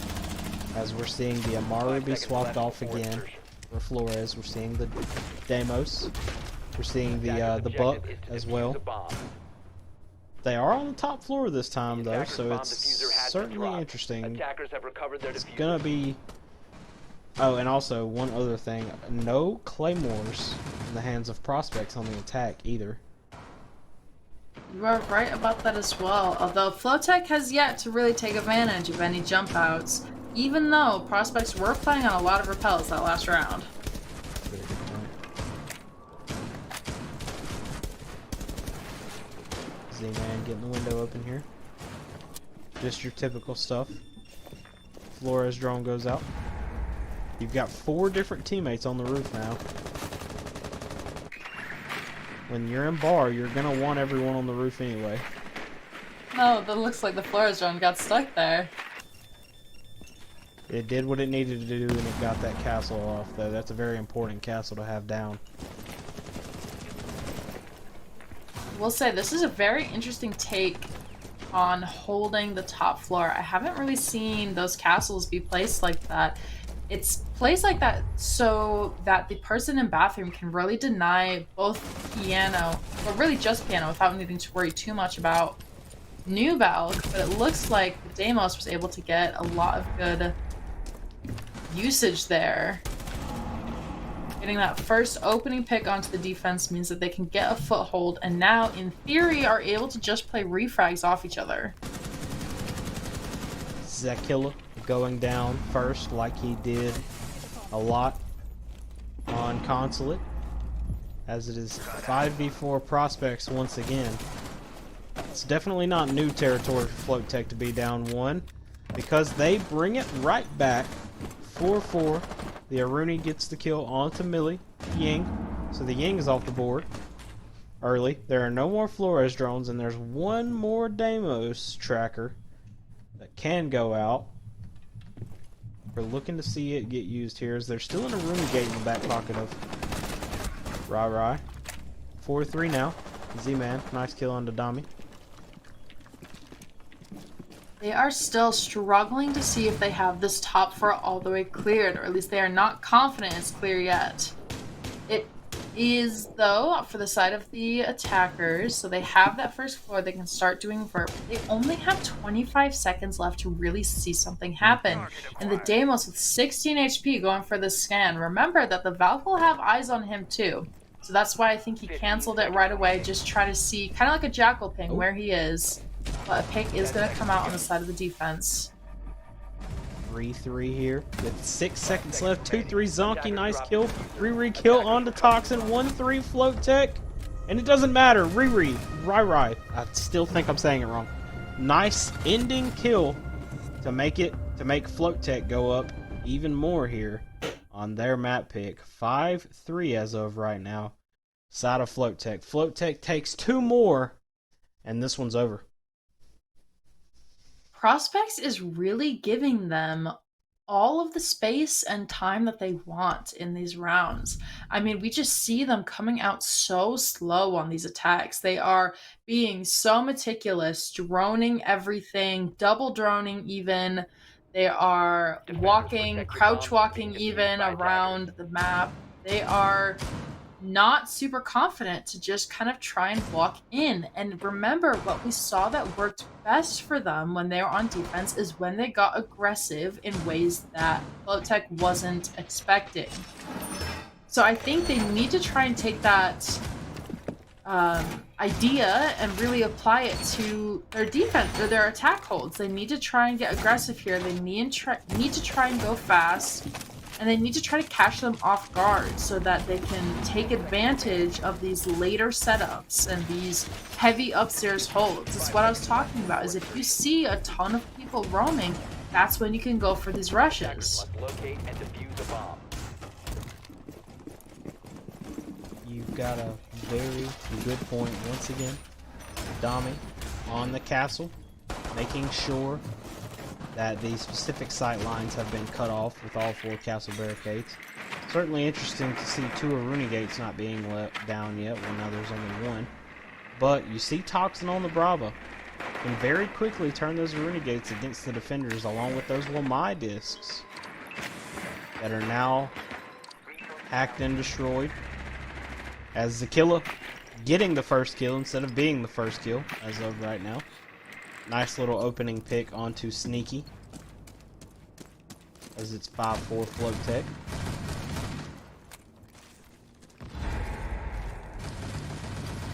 Being down a pick so early in the round, especially that Dokkaebi, they didn't get any util from her calls. It means they cannot hack cams late round. They don't have those impact EMPs anymore. It is going to be hard for the attack to really get in here. And I think that's exactly why they're stalling out on these attacks so much, is they just don't know where they can get an easy foothold. They're trying to do default pushes, which means that they are playing exactly into FloatTech's hands, and I'm so surprised that no one is holding New Hatch. They are able to trade out the pick though. Still 3v4. Double kill for Zakilla. Love to see good stuff out of him, as he now has the most kills in the lobby currently, sitting at 10. Little kill refresher here. Rooney sitting at 9. Toxin sitting at 9. Got 2 with 7 on the side of prospects. Zonky also has 7, and then you've got a few 5s and a few 3s. Things are not looking good. The attackers. It is a minute left, and they are just getting in the building, but they are immediately killed the second they try and step inside. I mean, I think the other 2 are still on the roof. They have 40 seconds left. Okay, no, I was wrong. They are in the top floor. I don't think they can confidently say it's clear all the way, but they have such little time left. They need to start finding these picks. Smoking, clearly trying to fake out a drop. They are isolated on the opposite side of the map right now. They have 0 potential for refrag, 0 potential to play off each other. They are just 2 solo players in separate 1v3s. 15 seconds to go. Oh, there goes the round. I was gonna say something different, but it ended so quickly. FloatTech now match game qualifying point.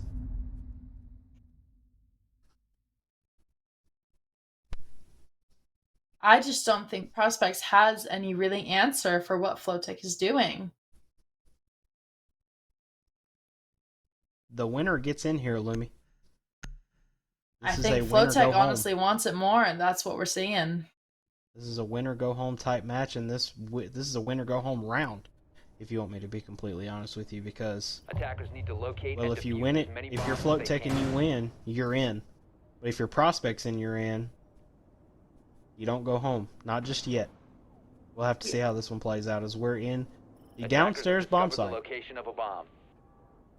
We didn't see any timeout on the side from Prospects, which means that they either think that they know what's going wrong and how to fix it, or they just don't even know what use they would get out of a timeout and are worried about giving FloatTech that more time to breathe. 10 seconds to go. 5 seconds left before the attackers are let loose. You got the Deimos, you got the Ram, you got the Gridlock, you got the IQ, you got the Buck. I believe these are the exact attackers that they brought whenever they were in the downstairs kitchen area the first time. So something has got to give here for Prospects and they're hoping that it's a few more round wins.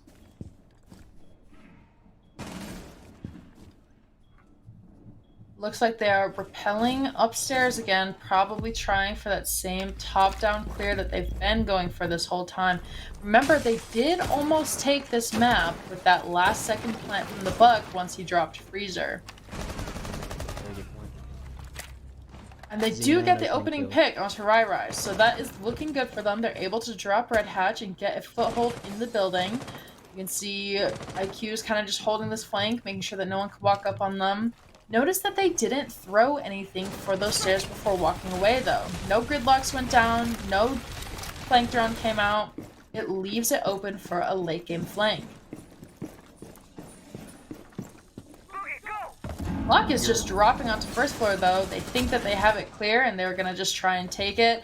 You can see a Rooney here trying to get aggressive. Will they get this pick here? Oh, they do. will.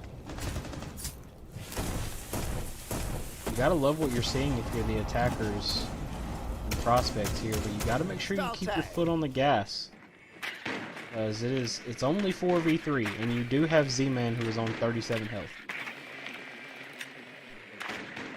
Two droners are coming out. You see they do have gridlocks on those brown stairs, trying to prevent any defender from thinking they can walk up. They have eyes on the player in Whiskey, and it looks like Deimos is going to just be trying to go for it real quick. Or just breaking the bar, leaving it open to possibly try and go there later. They need to start figuring out what they want to do on the attack, though. They need to start honing their execute, trying to figure out what their win condition is. Are they going for a plant, or are they going to try and just body the rest of these kills? Buck taking some damage through his own vert, and the smoke sees the drone. He has one more in pocket, meaning that it is going to be a tough ask for them to drop this freezer hatch. You're gonna have to hope, if you're FloatTech, that they do, considering you have Dami in the absolute perfect position and 2 drop! They're playing right into Drumy's Can I hands. see it now? Wow. He knows he just hopped over. Wow. Red scan comes out as well. Amazing. And that is going to be GG's for FloatTech. They take the map and the game. FloatTech qualifies on back-to-back 7-3 victories over Prospects. Prospects made it 3-3 each time and then drop 4 straight. Once again, they dropped 4 straight. It's 7-3. You love to see FloatTech winning their map. You love to see them qualifying for BLITZ Season 2.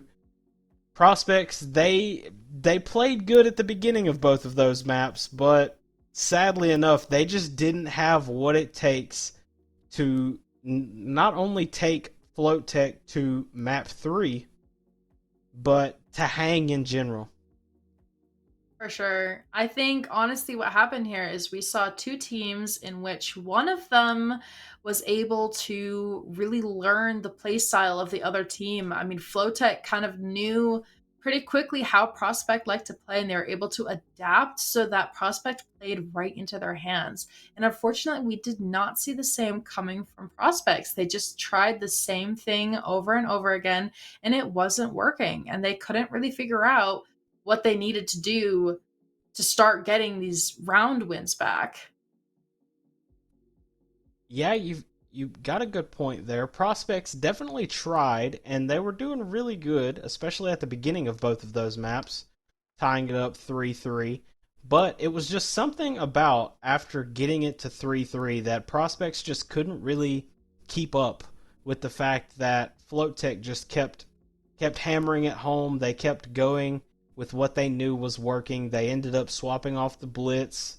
I think they just had much cleaner of an execute coming out, in both of those maps, actually, whenever it was 3-3, and then they just kind of wiped them to the side for the rest of it there, making it 7-3 on both maps. FloatTech taking this one over Prospects. They win Prospects map, and then they went on their map and won it 7-3 both times to qualify for BGS BLITZ Season 2. For sure. I think, honestly, if prospects were able to adapt more mid-round, that is what I would say is probably my biggest advice to them, is when you have that intel, when you see that there is a smoke holding your freezer hatch drop, you need to learn how to adapt what you're doing to what the defenders are doing. If they have a heavy upstairs roam and you are getting these aggressive plays successfully, that's when you go for that aggressive rush. You know, gong six and blitz through that snow door and see if you can't get a fast plant reading. They needed to try something different rather than just continuously doing these top down clears, which were shooting themselves in the foot. Yeah, I think they were really trying their hardest, especially there toward the very end, where they knew they needed to do something. But one thing I didn't really like was how long it took them to get into the site. I mean, they were getting ready to drop hatches with 20 seconds left. Like, you gotta know that there's somebody holding an angle right there, and it just so happened to be Smoke Shotgun there at the very final round. It was certainly, well, certainly interesting for FloatTech, but not as fun for prospects as they get closed out 7-3 on both maps. For sure. I do want to say congratulations for FloatTech. They have officially qualified for the season, as you were saying earlier. So I bet they are super looking forward to that.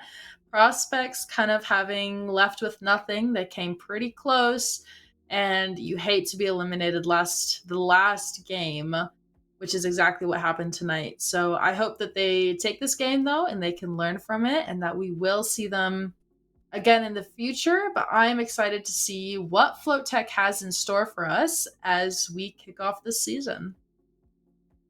Yeah, I'm definitely looking forward to seeing what FloatTech has in store for the rest of the season. If what we just saw was any indication, they're probably going to be a heavy hitter. And when it comes to Prospect, it's more like a hopefully we get a chance to see you next time type thing when it comes to Prospect. For sure. I think that Well, is all from us I tonight. believe we are getting ready to get up out of here. Once again, I'd like to thank my beloved co-caster, Lumi. And I would also like to thank all of you for watching. When it comes down to it, we saw two maps. It was 7-3 for FloatTech on both of them. And yeah, FloatTech took Prospects map first in Consulate, 7-3.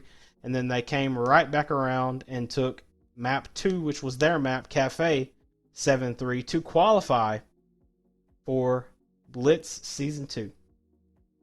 And if you are interested in watching the first day of this new season, that stream will be live on Friday. I'm guessing similar times.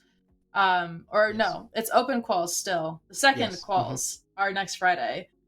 Sorry for the miscommunication. There is another Yes. stream Friday. That's the big thing. So if you want to see more from BLITZ R6 League and you want to see more of these teams to see who is exactly going to be qualifying, then definitely make sure that you are here Friday to catch the stream. Yep, make sure you guys tune in on Friday if you're looking to see the rest of the qualifiers. But I believe that is going to do it for me and my esteemed co-caster, Lumi. We hope you enjoyed our presence. We hope you enjoyed our voice. We hope to be back casting during the season for this illustrious league. Once again, I'd like to remind you guys that the match we just watched was Prodigy.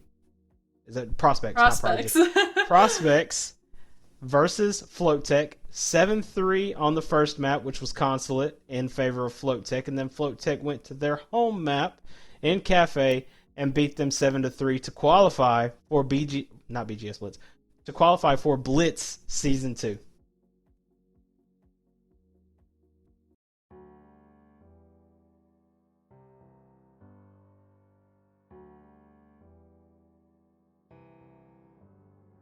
Feelings. It's like I can't walk on the ceiling. Oh yeah, got me dreaming, dreaming in colors I never dreamed in. Oh yeah, I let you in deeper than I let anyone else before.